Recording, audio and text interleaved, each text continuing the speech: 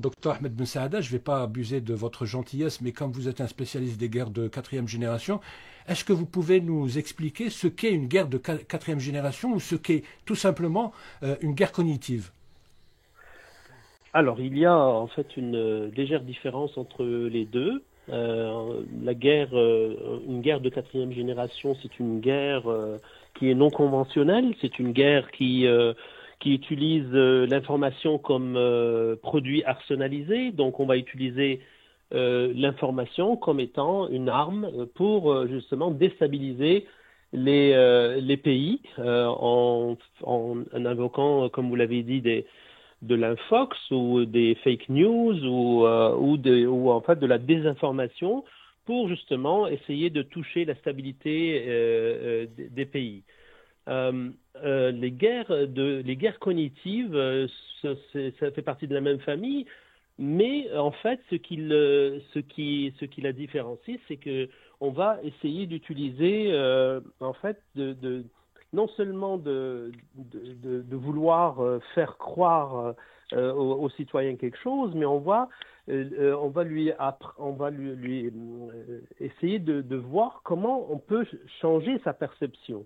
C'est-à-dire, on va essayer de travailler sur les mécanismes cognitifs de la cible pour justement l'amener à faire telle ou telle action.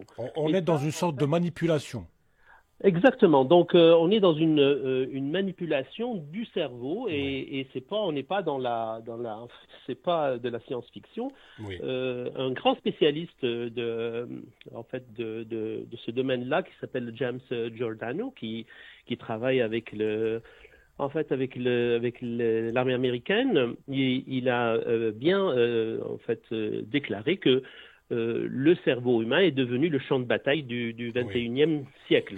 Et en fait, l'objectif, en fait, c'est d'agir non seulement sur ce que pensent les individus, mais oui, aussi sur la façon dont ils pensent. oui, Et ça, c'est très important de le souligner dans la mesure où notre cerveau, euh, comme il a été étudié par des spécialistes des neurosciences, ne fonctionne en fait de deux manières. Une manière où il va y avoir une certaine logique, il va prendre le temps, oui, ça demande de l'énergie, et une manière qui est extrêmement rapide. C'est-à-dire que l'être humain doit, en fait, dans ses activités quotidiennes, prendre des décisions assez rapidement et c'est à ce moment-là qu'il fait affaire à des biais cognitifs. On pourrait en revenir tout oui, à l'heure si vous voulez pour pas s'étaler longuement là-dessus, mais on va utiliser oui. ces biais cognitifs pour justement essayer d'agir sur la façon dont pensent les gens. Oui. Et je vous dis, parce que les auditeurs probablement qui ne sont pas, la plupart ne sont pas au courant, mais Et ils ne sont pas toutes les initiés, oui. grandes, voilà, toutes les grandes puissances militaires du monde travaillent sur le sujet, que ce soit l'OTAN, que ce soit l'armée russe, l'armée chinoise, l'armée Oui, indienne.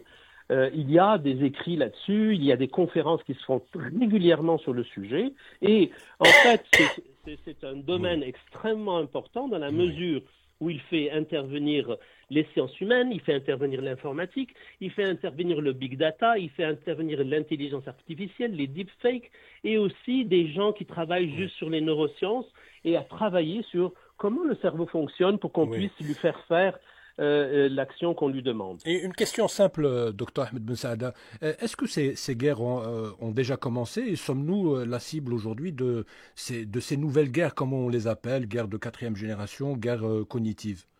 Ah, mais c'est sûr, tout ce qui se passe, tout On ce n'est qu'on plus a au vu par stade de la exemple. recherche. Non, non, on est au début Oui, de ce type de guerre, en fait, les guerres de cinquième génération, je parle des guerres cognitives, pas oui, oui, oui, les guerres de quatrième génération, ça fait assez longtemps. Mais oui, oui, les guerres cognitives, on y travaille actuellement et elles oui. sont En mises en pratique? place depuis, en pratique depuis assez longtemps. Il y a énormément de travail qui se fait sur le sujet. Il y a eu même des armes cognitives qui ont été développées. Oui, Tout ça est assez bien documenté et ça, on n'est qu'au début du processus parce que tout ce qui, toutes les, en fait, le travail sur le big data, oui, le travail sur les neurosciences, vont nous permettre de faire un ciblage individuel, vraiment individuel. On peut cibler les personnes en fonction de leur navigation. C'est effrayant, docteur Ahmed Ben Saada. Mais même actuellement, on peut s'en rendre compte, par exemple, tout le monde peut s'en rendre compte, quand on fait des recherches sur un sujet donné, les algorithmes vont nous proposer ce qu'on appelle des friandises cognitives, c'est-à-dire des affaires qui vous concernent et que vous aimez regarder en général. On ne va pas vous proposer d'autres choses. Et en fonction de vos choix récurrents, on peut carrément dresser un profil psychologique de votre personne et savoir, par exemple, si vous aimez telle affaire ou si vous avez peur parce que vous allez acheter, je sais pas quoi, un système d'alarme ou si vous avez, etc. Donc, on peut vraiment faire un ciblage.